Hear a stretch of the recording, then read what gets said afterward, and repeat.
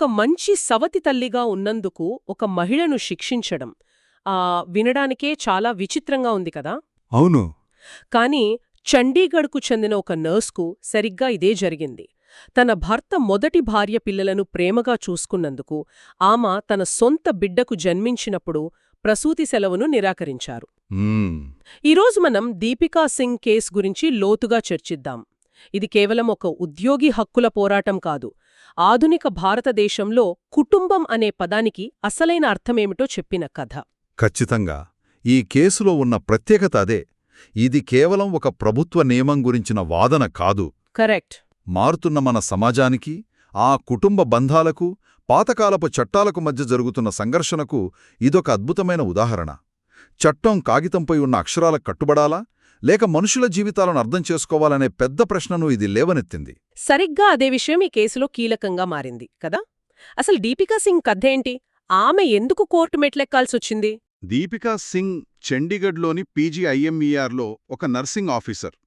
ఆమె ఒక వితంతువును పెళ్లి చేసుకున్నారు. ఓకే. ఆయనకు అప్పటికే 2 పిల్లలున్నారు. ఒక తల్లిగా ఆమె ఆ 2 సవతి పిల్లల బాగోగులు చూసుకుంది. వాళ్లకోసం గతంలో శిశు సంరక్షణ సెలవు అంటే చైల్డ్ కేర్ లీవ్ కూడా తీసుకుంది. అంతా బాగానే ఉంది, కానీ ఆమె తన సొంత బిడ్డకు జన్మనిచ్చినప్పుడు అసలు సమస్య మొదలైందవునా? ఖచ్చితంగా. 2019లో ఆమె తన మొదటి బిడ్డకు జన్మనిచ్చినప్పుడు ప్రసూతి సెలవు అంటే మెటర్నిటీ లీవ్ కోసం దరఖాస్తు చేసుకుంది. అప్పుడు ఆమె పనిచేస్తున్న సంస్థ ఒక షాక్ ఇచ్చింది. ఏమని? మీకు ఇప్పటికే 2 జీవించి ఉన్న పిల్లలు ఉన్నారు, కాబట్టి మీకు ప్రసూతి సెలవు ఇవ్వలేమని చెప్పింది. అదేంటి? సవతి పిల్లలను ఆమె సొంత పిల్లలుగా లెక్కగట్టి తన కడుపున పుట్టిన బిడ్డకు ప్రసూతి సెలవు ఇవ్వలేదన్నారా?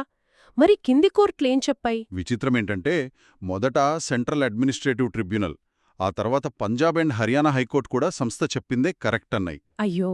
వాళ్ల దృష్టిలో ఆమె సవతి పిల్లల కోసం సెలవు తీసుకుంది కాబట్టి వాళ్లు ఆమె పిల్లల లెక్కలోకే వస్తారని వాదించాయి. దీంతో ఆమె సుప్రీంకోర్టును ఆశ్రయించాల్సొచ్చింది. ఇక్కడే అసలు మలుపొచ్చింది. సుప్రీంకోర్టు ఈ విషయాన్ని పూర్తిగా వేరే కోణంలో చూసింది. ఆ 2 రకాల సెలవుల మధ్య తేడాను ఎలా వివరించింది?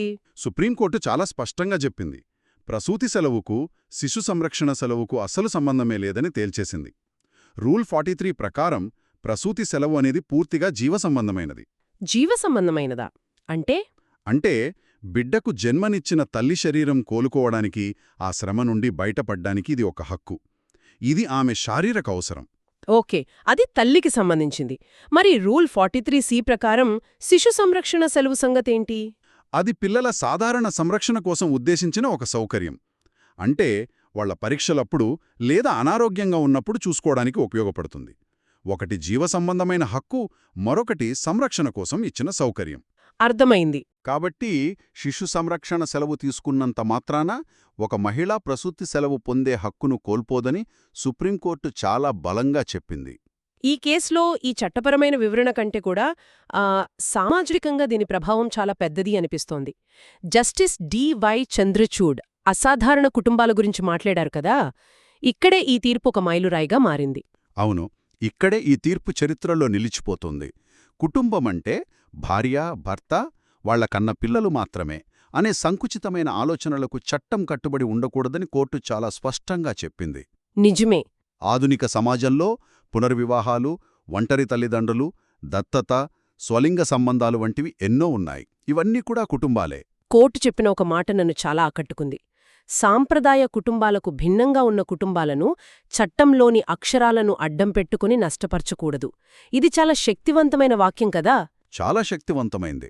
దీని ద్వారా కోర్టు చట్టాన్ని అమలు చేసే సంస్థలకు ఒక స్పష్టమైన సందేశమిస్తోంది. అదేంటి?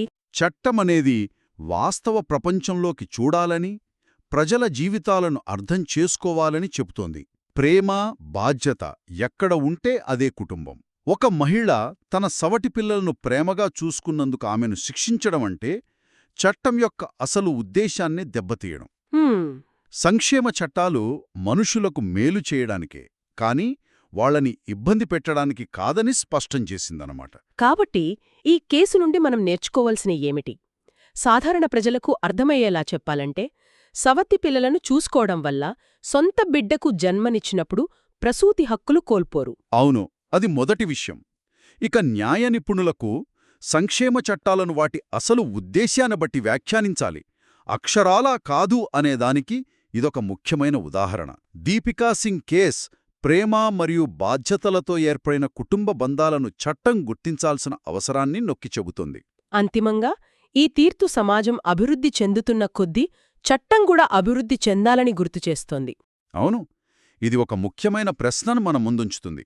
కేవలం జీవ సంబంధమైన బంధాల ఆధారంగా కాకుండా ప్రేమ మరియు సంరక్షణ ఆధారంగా ఏర్పడిన కుటుంబాలకు మన చట్టాలు పూర్తిస్థాయిలో ఎప్పుడు గుర్తింపునిస్తాయి?